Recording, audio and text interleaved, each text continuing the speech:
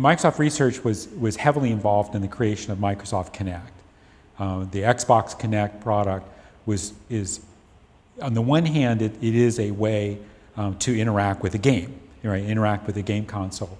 But more to the point, it's changed the way people think about how computers interact with them and see them and perceive them. It not only does a great job of tracking your motion, but it also does a great job of hearing you because of the array microphone that's built into it, because of the speech recognition technology we have in it. And so it's really changed the dynamic, and I think it's changed how people think, even in the research world, about what you can do to interact with a computer.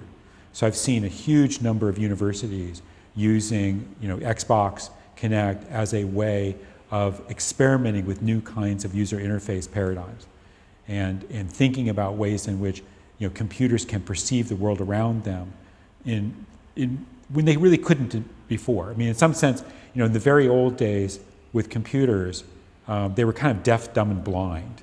You can think of the old typewriter interfaces as sort of like reverse Braille, right? And that's kind of what those devices were like. They couldn't perceive the world. Now we've given, literally, senses to our computers.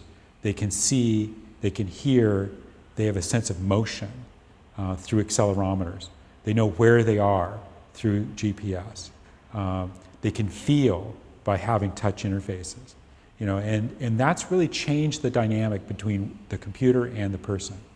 As we've given our computer senses, right, we've given them an ability to act independently that they didn't have before.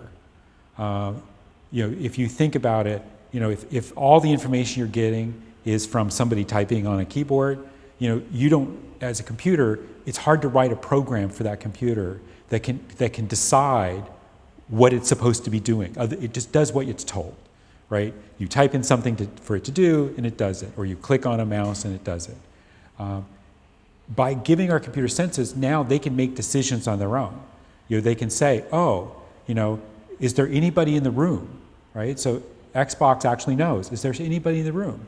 If there's not, maybe I should turn myself off. Is there someone in the room? Okay, now I need to pay attention to that person. Is it the person that was there before, or is it a new person? Right? Those are things that the system can now do and can take action on independently without having you say anything. Again, we start to think about how computers can aid people in their lives in a more significant way. That ability to let the computer be able to make decisions because it can in fact perceive the world around it in the same way that you do is really important.